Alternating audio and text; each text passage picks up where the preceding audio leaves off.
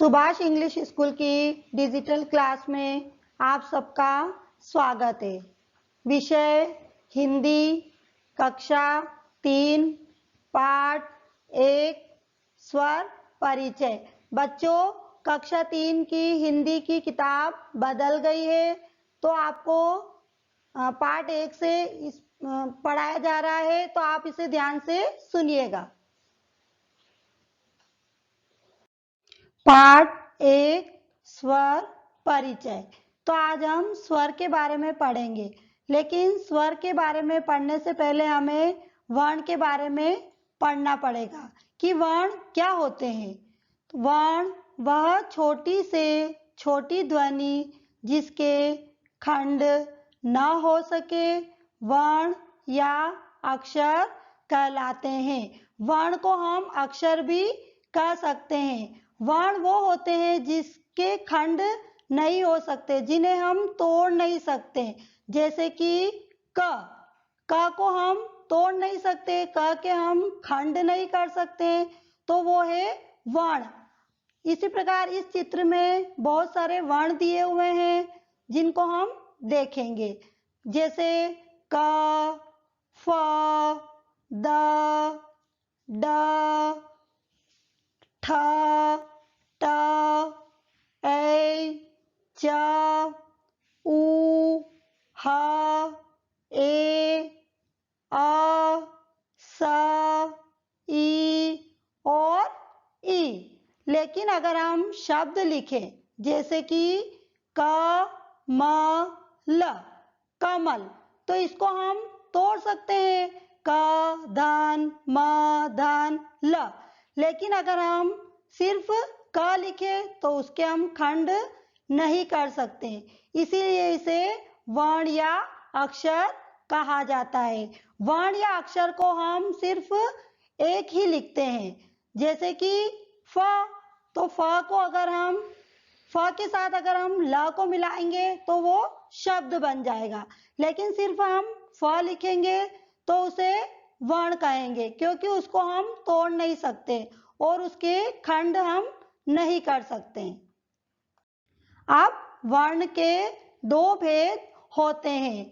वर्ण दो प्रकार के होते हैं। अभी हमने पढ़ा है कि वर्ण किसे कहते हैं, वर्ण एक अक्षर को कहा जाता है, तो इसके भी दो भेद होते हैं। ये दो प्रकार के होते हैं। पहला होता है स्वर, दूसरा होता है व्यंजन। तो आज हम स्वर के बारे में ही पढ़ रहे हैं। स्वर, स्वर क्या होता है? जिन वर्णों का उच्चारण बिना किसी ध्वनि की सहायता से हो सके उन्हें हम स्वर कहते हैं। ये हम बिना किसी ध्वनि की सहायता से जिन वर्णों को बोलते हैं, जिन वर्णों का उच्चारण हम बिना किसी ध्वनि की सहायता से करते हैं, उन्हें स्वर कहा जाता है। और अगर हम स्वरों की सहायता से किसी वर्ण का उच्चारण करते हैं तो उसे व्यंजन कहते हैं। लेकिन स्वर को हम बिना किसी ध्वनि की सहायता से बोलते हैं। स्वरों की संख्या 11 होती है। स्वरों की संख्या 11 होती है। वो कौन कौन सी है वो हम देखेंगे। इसमें है अ, आ, ई, उ, ऋषि, ए, आई, ओ और आओ। जैसे हम ई बोल रहे हैं तो हम थोड़ा सा कम जोर लगा रहे हैं, लेकिन हम ई बोलेंगे तो उसमें हमें थोड़ा सा ऊंचे स्वर में बोलना पड़ेगा। इन दोनों में यही अंतर होता है। छोटी ई और बड़ी ई में यह अंतर होता है, उ और बड़े उ में भी यही अंतर होता है। इसी प्रकार ए और आई में भी इसी प्रकार बोला जाता है। ओ और आओ को बोलते समय भी छोटी मात्रा को बोलने में कम समय लगता है और बड़ी मात्रा को बोलने में उससे दुगुना समय लगता है।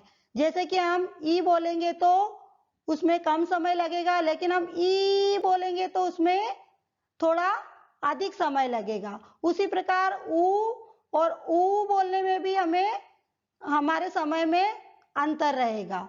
इसी प्रकार ए और आई को बोलेंगे तो उसमें भी समय हमारा दुगुना हो जाएगा, और ओ और आओ को बोलने में भी हमारा समय दुगुना हो जाएगा। तो इस प्रकार अ से लेकर औ तक 11 स्वर होते हैं। इससे संबंधित हम शब्दों को भी बना सकते हैं और इन स्वरों से ही मात्राएं बनती है। अ स्वर की कोई मात्रा नहीं होती है और आ से लेकर औ तक की मात्राएं होती है, जो कि हम आगे पढ़ेंगे।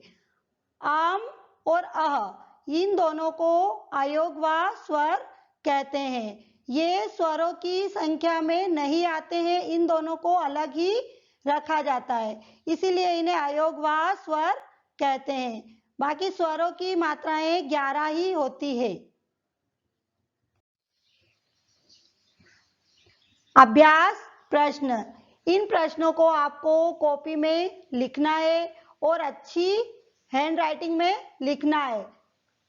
पहला प्रश्न है इसका, चित्र देखकर उनका प्रथम वर्ण लिखिए। जो आपको चित्र दिखाई दे रहा है उसका पहला अक्षर आपको इसमें लिखना है। तो इस चित्र में आपको क्या दिखाई दे रहा है? अंगूर। तो अंगूर का प्रथम वर्ण या पहला अक्षर कौन सा होगा? अम।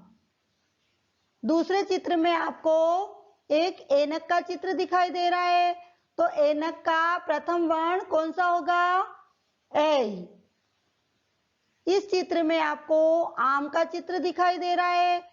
आम शब्द लिखने में सबसे पहले वर्ण कौन सा होगा इसमें? आ। तो वही आपको यहाँ पर लिखना है। फिर इस चित्र में आपको इमली दिखाई दे रही है। इमली में सबसे पहला वर्ण या पहला अक्षर कौन सा होगा? ई।